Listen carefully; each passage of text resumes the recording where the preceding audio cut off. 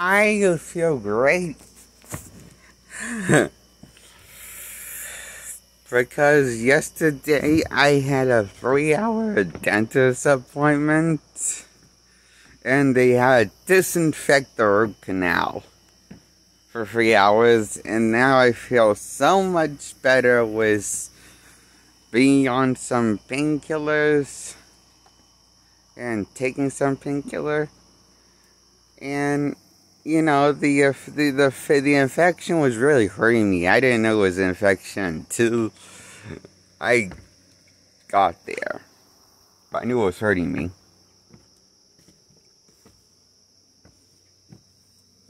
Now I feel much better. So, I forget what I wanted to review. But that's why I'm so happy in this video.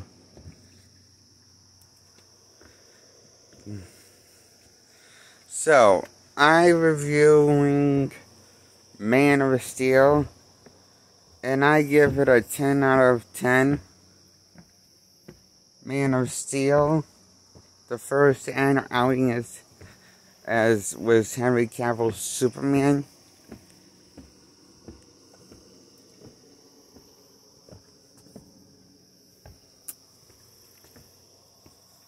I really like the pacing in the first installment to the Cavill franchise, directed by Snyder.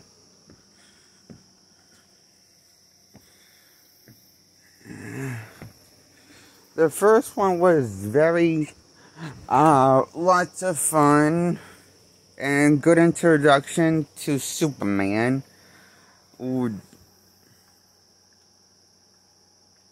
And I liked some of the world. I remember there was like a bit more world building than I like the world building in the Man of Steel movie a little bit, even though they kept it to a minimum with the world. It's just I don't know, the world didn't feel as fleshed out as I would have liked it to be with the world building, but it wasn't bad. It just wasn't, you know, it could have been better, I think. But other than that, I think you know, he just for Snyder to still do a solid job with the world building, you know, and the character Superman interacts with.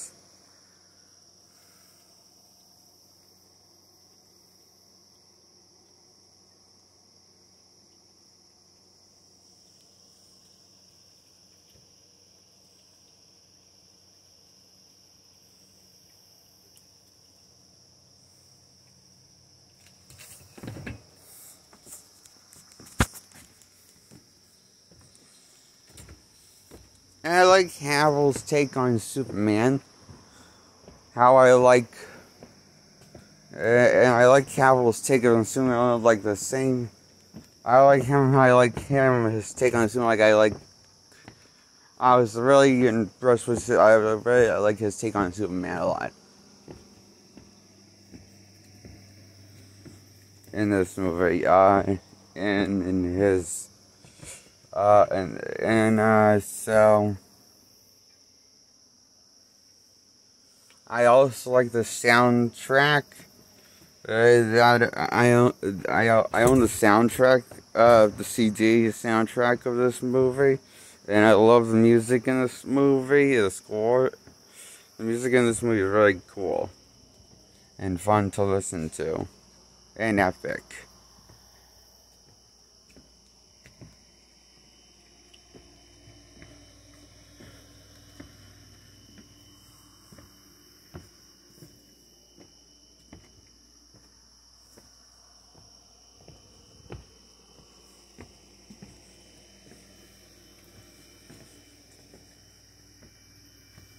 And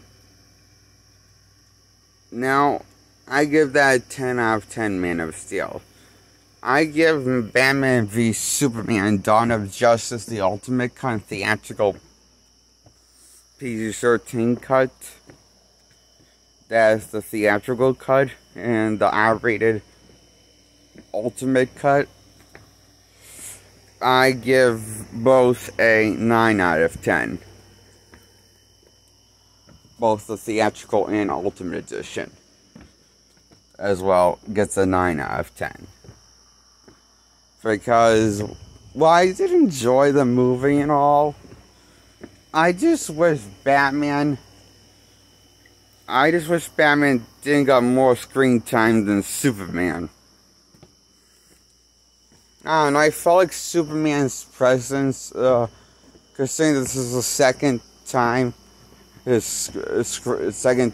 second movie, it was Henry Cavill, and they kill him off in the second movie, only to bring him back for Zack Snyder's Justice League cut. For Zack Snyder's Justice League movie, and they bring him back in Zack Snyder's Justice League movie. And, this kind of bothered me that, I feel like they should have,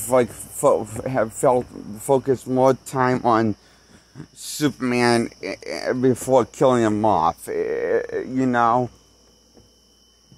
they did on Batman. And,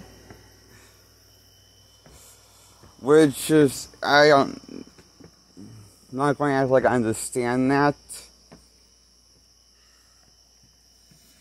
I'm not going to understand why is Jimmy Olsen in this movie, only to get shot in the head. Why not just not have him in the movie at all?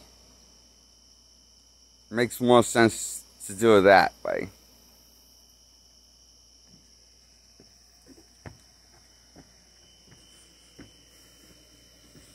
Interesting fact, in the Ultimate Cut, we know his name, that is Jimmy Olsen, but in the theatrical cut, his name's never mentioned. He's just a random guy.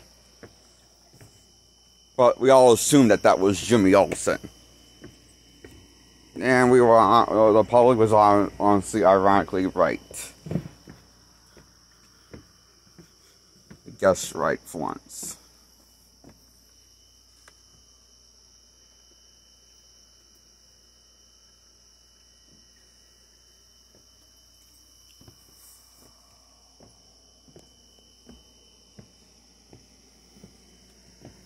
Yeah, so in the theatrical cut, Jimmy Olsen's name never mentioned.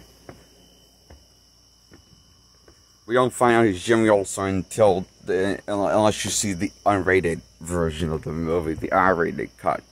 That's the Ultimate Edition. Is the only way you're going to find out that's Jimmy Olsen from the Snyderverse that gets shot point blank in the head.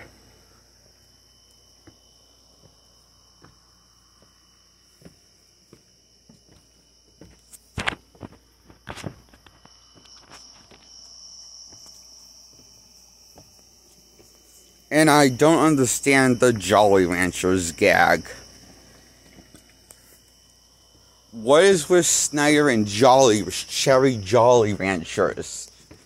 And having Lex Luthor putting that in an old fuck's mouth.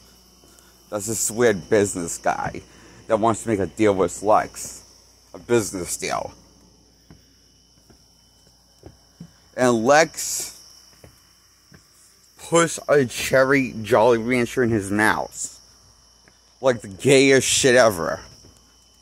It's like the weirdest shit ever, This shit I'm not sure if it's supposed to be funny or serious or one of his quirks. As a character, Lex's character, this version of Lex. I don't know. It's just something that you don't know what to think of it. It's one of those things that's from a Shyamalan movie. It feels like. That weird thing feels like it should belong right next to the greatest M. Night Shyamalan thing that he's ever directed called Devil. Where the devil appears in an elevator by the end. This is obviously sarcasm, because I really don't like that movie. The movie Devil. But the writing sometimes, like with the Jolly Ranchers, And it's just sometimes just dumb. Like, the fact that this came always a brand new backstory of Jimmy Olsen from the comics just to kill him off in the head, it seems kind of just dumb.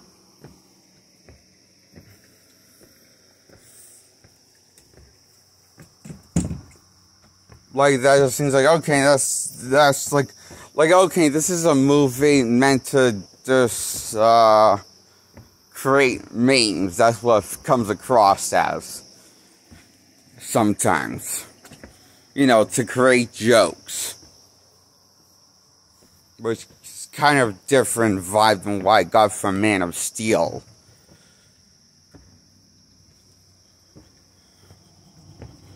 I thought the point of Man of Steel felt like Snyder wanted to tell a story. This one feels like he more just wants to piss the audience off, or waste the audience time.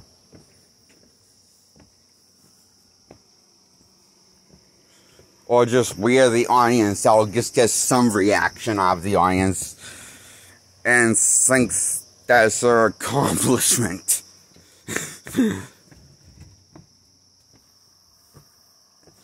And that's my problem with Zack Snyder's Batman v Superman movie, where I give it a 9 out of 10. It somehow feels like the polar opposite brother to Man of Steel. That's also the retarded version of Man of Steel. But a continuation of the story of Man of Steel, it is nonetheless. But there's so many dumb elements in Batman v Superman that feels like, this feels like it's an M. Night Shyamalan movie instead of Zack Snyder movie, because there's so many stupid decisions sometimes. Like the Jolly Rancher, the Cherry Jolly Rancher thing was the Cherry Jolly Rancher. That was stupid. That was stupid. That wasn't smart. That was stupid. Of a thing.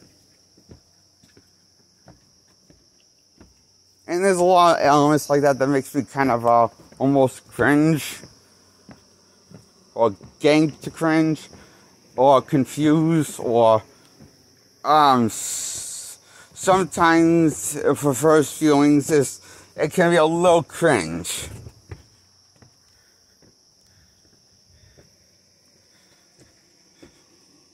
The director's cut of Batman v Superman, and also the theatrical cut of Batman v Superman Dawn of Justice title. Yes.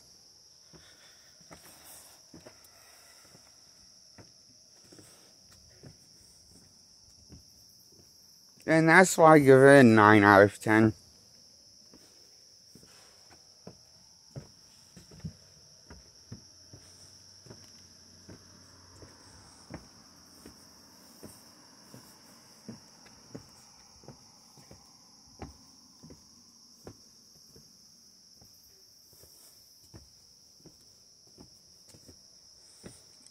Batman v Superman, I give a 9 out of 10. Man of Steel, I give a 10 out of 10.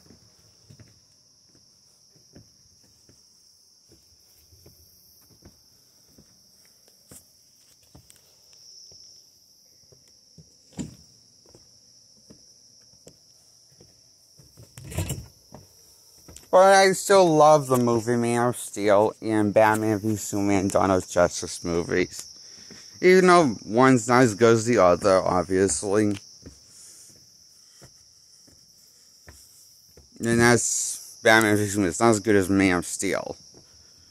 Man of Steel was a good movie, and that's such a good movie, and I really want to see an extended version of that movie. Like a director's cut of that movie, that would be cool. Or it should be cool. So,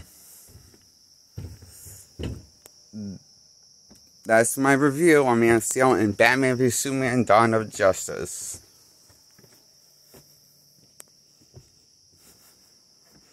And I love the Henry Cavill Superman suit in both movies. That he wears in Man of Steel and the one he wears in That's a little different, modernized version of the suit he wore in the Man of Steel movie that he wears in Batman v Superman: Dawn of Justice, and that he also wears for a period of time in the opening scene of Zack Snyder's cut of Justice League, called Zack Snyder's Justice League from 2021.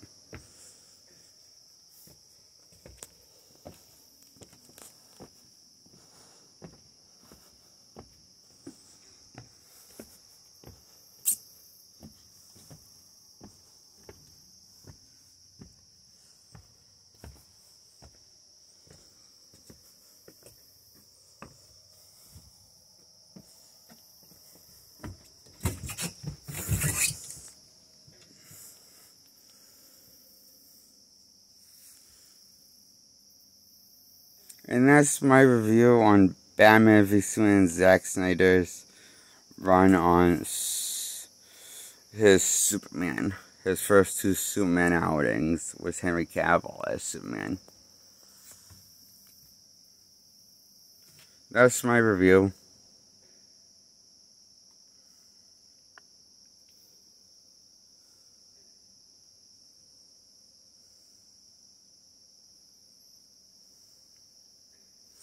Okay. Subscribe by hitting the bell first. Second, hit the subscribe button if you guys subscribe. Like this video by hitting the thumbs up. Check out my old videos. Check out my other videos if you want to get the chance ever. And hope you enjoyed this review. And what am I gonna say?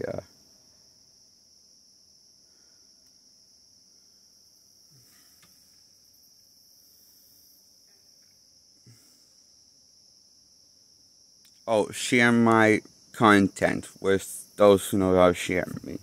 I don't know how to share my content. I think I do. I'm forget.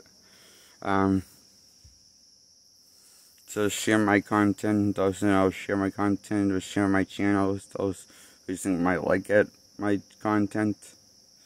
Okay. Bye.